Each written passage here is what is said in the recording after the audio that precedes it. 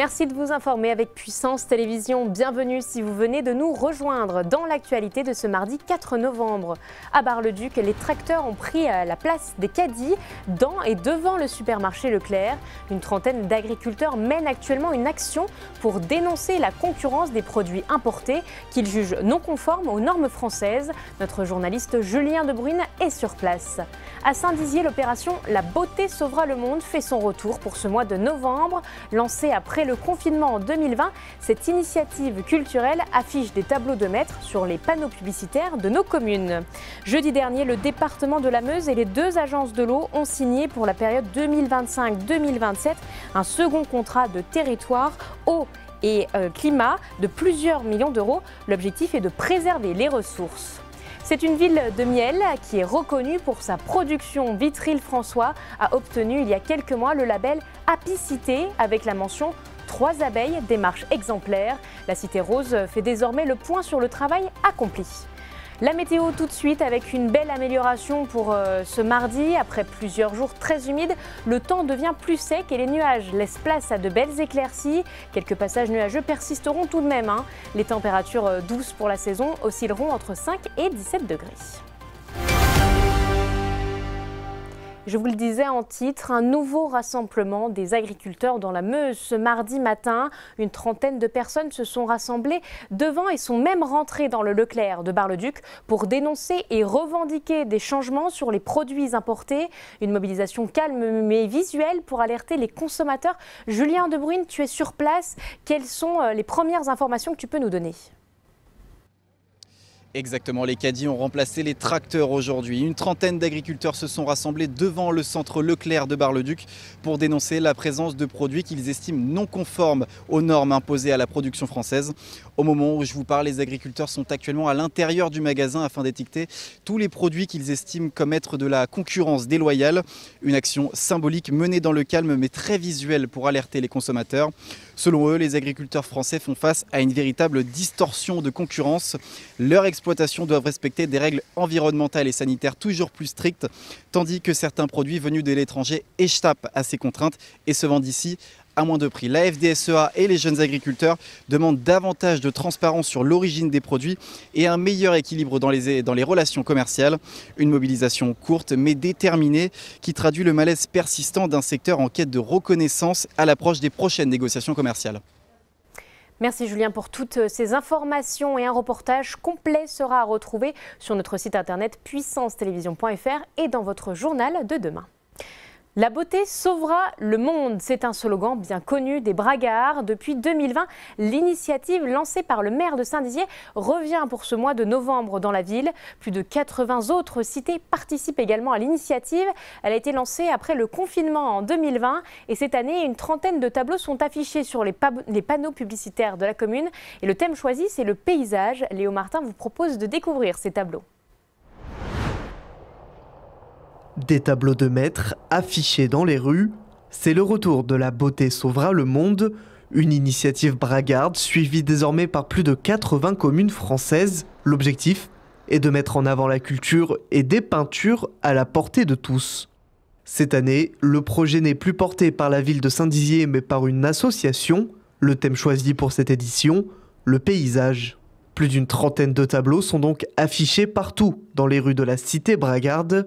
Une idée qui prend de l'ampleur. La surprise est géniale parce que quand on a lancé ça, on n'avait aucun projet particulier, sinon de faire plaisir aux Bragards et de donner à voir de l'art, de la culture à un moment où on en avait besoin. C'était en plein Covid, on s'en souvient. Et puis petit à petit, les choses se sont faites comme avec l'intérêt des autres maires qui sont venus nous voir et aussi d'acteurs privés qui disent mais nous on a des bâtiments, on a des chantiers, on a des endroits où on peut tout à fait mettre des belles bâches comme celle-ci avec des œuvres d'art qui embellissent la ville, donc on veut participer. Et c'est ce qui fait qu'aujourd'hui on a ces 81 villes qui participent sur l'ensemble des régions françaises. Toutes les œuvres que vous allez voir dehors, elles viennent des musées nationaux français. Donc on n'a pas souvent l'occasion d'aller dans le musée de, Dijon, Marseille, Paris. Et donc ça permet de les découvrir et de les voir. Donc là, on peut faire une vraie randonnée culturelle, urbaine, pour découvrir les œuvres. Et c'est vrai aussi pour les écoles. Les écoles, elles vont pouvoir se saisir de ces œuvres-là. Et voici donc un avant-goût de cette randonnée culturelle dont parle le maire. Et il y a un reportage complet avec justement une immersion dans les nouvelles villes participantes sera retrouvé dans votre journal de jeudi. Le département meusien comprend plus d'une centaine de masses d'eau superficielles réparties sur 2 bassins. Ces bassins, c'est le bassin Seine-Normandie et celui du Rhin-Meuse. Et jeudi dernier, le département et les 2 agences de l'eau ont signé pour la période 2025-2027 un second contrat de territoire eau et climat de plusieurs millions d'euros. L'objectif est simple, préserver les ressources, restaurer les milieux aquatiques et renforcer la sobriété hydrique. Les détails avec Janice Gallard. 144 masses d'eau composent le département de la Meuse. Elles sont confrontées à des pollutions liées aux pratiques agricoles ou domestiques, à l'érosion des sols ou encore à la fragmentation des cours d'eau. Pour la période 2025-2027, le département de la Meuse a signé avec les agences de l'eau Rhin-Meuse et Seine-Normandie un second contrat de territoire eau et climat. Il vise à accélérer la transition écologique et hydrologique du territoire. Alors, le département de la Meuse est plutôt bien situé en qualité de l'eau, si on accepte évidemment les 4 communes touchées par les PFAS, mais ce n'était pas le sujet de la Convention. Je pense que ça sera, vu l'ampleur du phénomène des PFAS sur ces 4 communes, ça fera l'objet d'un traitement spécifique où il faudra sortir des financements classiques pour pouvoir alimenter rapidement ces 4 communes. Sur ces 3 ans, ce contrat doit permettre de réduire 20% de la consommation d'eau potable sur le patrimoine départemental, de désimperméabiliser plusieurs milliers de mètres carrés de surface urbaine et scolaire, ainsi que de rétablir la continuité écologique. Pour cette nouvelle période, 17 projets sont prévus pour un montant prévisionnel de 4 millions d'euros. Il y a finalement 4 éléments principaux. D'abord, c'est la protection, la restauration des milieux aquatiques. Ensuite, ça va être la préservation de la ressource en eau potable et la qualité. Également, la gestion des eaux pluviales à la source. Ça va se passer notamment au travers de désimperméabilisation de cours de collège, par exemple. Et ensuite, une phase essentielle qui est celle de la communication et de la sensibilisation du grand public. Dans la Marne, Vitry-le-François a décroché sa 3e abeille, la plus haute distinction du label Apicité qui récompense les communes engagées pour la protection des pollinisateurs. Une dizaine de ruches installées dans la ville ont permis d'obtenir cette nouvelle médaille parmi plus de 180 communes qui participent. Et pour célébrer cette réussite, une rencontre publique a réuni l'Union nationale de l'apiculture française et les apiculteurs du secteur Vitria. Léo Martin était sur place. Ce sont une dizaine de ruches qui ont apporté cette nouvelle distinction à la commune de Vitry-le-François. En juillet 2025, la ville a reçu sa 3e abeille, la plus haute médaille remise par le label Apicité. Un concours où plus de 180 villes et villages s'affrontent. À cette occasion, une réunion publique entre les apiculteurs et l'Union nationale de l'apiculture française a été organisée. L'opportunité de mettre en avant le travail réalisé. C'est le fruit du travail d'abord de tous les agents de la collectivité. Nous avons mis en place d'ailleurs une miellerie municipale, communautaire. Et cette miellerie, elle est ouverte aux actes pédagogiques, à la transmission et donc à la sensibilisation des jeunes du territoire au rôle de l'abeille comme pollinisateur et donc comme élément essentiel de vie dans la nature. Pour gagner une abeille, plusieurs critères doivent être respectés lors de la candidature. Donc il y a l'aspect sensibilisation, l'aspect gestion des espaces verts, l'apiculture bien sûr, la protection de la biodiversité et le développement durable. Et donc c'est en fonction de ces 5 critères, en fonction des questions qui décomposent ces 5 chapitres, qu'une commune va obtenir 1, 2 ou 3 abeilles. Parfois n'en obtient pas, ça arrive aussi, évidemment. C'est en fonction du degré d'investissement de la commune qu'il va y avoir une récompense. Mais les discussions tournent également autour d'un sujet sensible, le frelon asiatique, un insecte qui décime les populations d'abeilles. Pour lutter contre ce dernier, des initiatives sont mises en place par l'UNAF. Déjà une grande sensibilisation, c'est ce qu'il faudrait apporter en priorité à toute la population, que les habitants sachent reconnaître un nid primaire. Il y a le piégeage, évidemment le piégeage de printemps qui permet d'attraper les reines fondatrices, et puis la détection des nids. Donc la détection des nids secondaires, donc c'est qui sont assez impressionnants mais très bien cachés et qui se mimétisent très bien dans la végétation.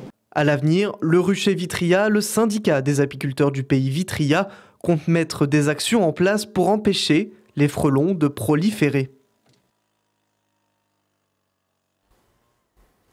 À Montier-sur-Sault, dans la Meuse, l'abbaye d'Écuré s'est illuminée pour un marché nocturne d'Halloween. Entre citrouilles, vins chauds et artisans locaux, l'événement a rassemblé plus d'1 millier de visiteurs. C'est un record. Une vingtaine de producteurs étaient présents pour faire découvrir leurs créations et surtout valoriser le terroir meusien. Julien De Bruyne s'est rendu sur place.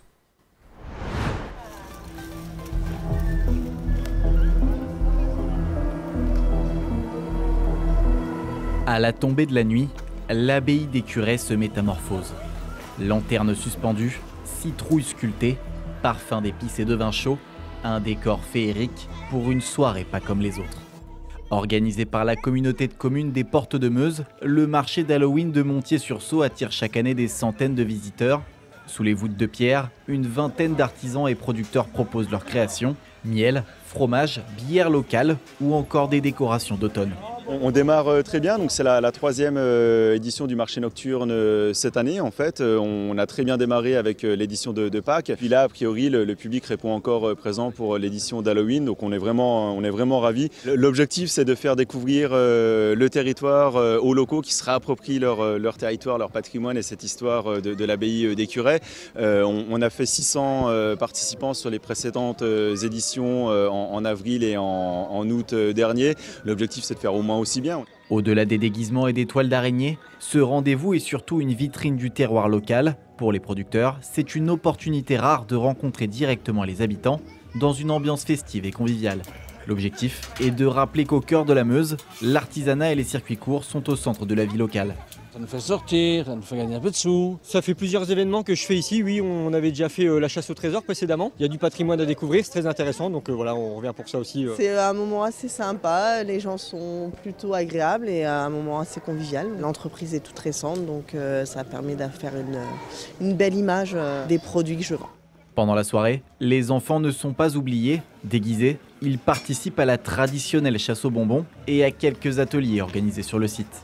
Ça me plaît Halloween et j'adore Halloween. Parce que les sorcières, j'adore ça. Il y a des bonbons et ma mère, elle veut pas acheter des bonbons. Pourquoi elle veut pas acheter des bonbons, ta maman? Bah parce qu'elle déteste. Et moi, j'aime bien les bonbons chez moi. Et maman, elle est d'accord? Ouais. T'es sûr, hein? Ouais. Entre 800 et 1000 personnes ont participé à la soirée selon les organisateurs, un record pour les éditions des marchés de l'abbaye d'Écuré. Et vous pouvez retrouver toute l'actualité en continu sur notre site internet puissancetelevision.fr et sur notre application mobile. Dans un instant, je vous propose de découvrir l'interview de Patrick Hernandez, la star du disco et surtout l'interprète du titre que vous connaissez bien, Born to be Alive. Il était de passage à Saint-Dizier il y a quelques jours. Mais tout de suite, le point sur la météo.